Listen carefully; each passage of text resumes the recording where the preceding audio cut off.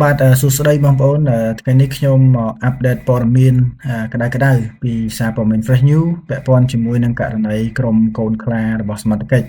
ដែលពេលនេះត្រូវបានចាប់ខ្លួនហើយនេះបើតាមសារព័ត៌មាន Fresh News បាទ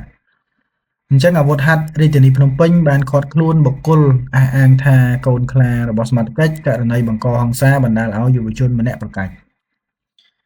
ចឹងកងកម្លាំងរាជអាវុធហត្ថរាជធានីភ្នំពេញនៅល្ងាចថ្ងៃទី28ខែកក្កដាឆ្នាំ2026នេះបានឃាត់ខ្លួនបុគ្គលម្នាក់ឈ្មោះរតនវិសាលអាយុ17ឆ្នាំដែលបានអះអាងថាខ្លួនជាកូនខ្លារបស់សមត្ថកិច្ចការឃាត់ខ្លួននេះធ្វើឡើងបន្ទាប់ពីបុគ្គលរូបនេះបានប្រព្រឹត្តអំពើហិង្សាទៅលើយុវជន2នាក់បណ្ដាលឲ្យរងរបួសធ្ងន់ដោយម្នាក់ប្រកាច់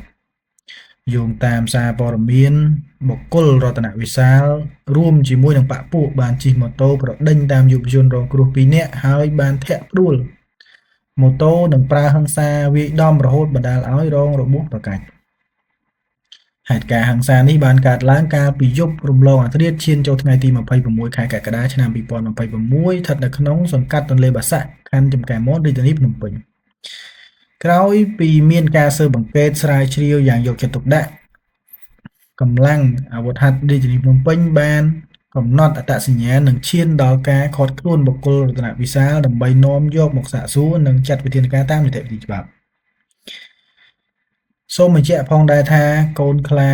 មេ07មិនមែនពាក់ព័ន្ធជាមួយនឹងឧត្តមសេនីយ៍សៅសុខាមេបញ្ជាការអាវុធហត្ថលើផ្ទៃប្រទេសទេ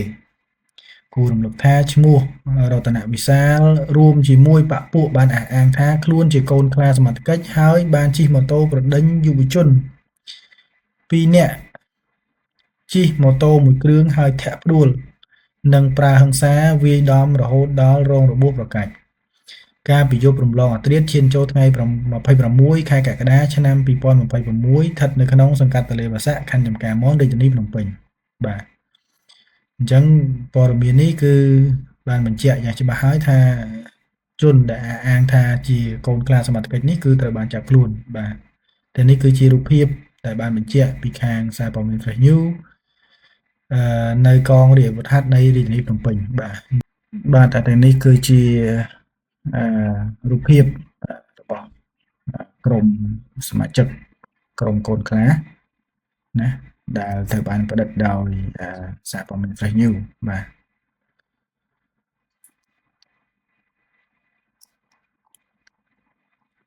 អញ្ចឹង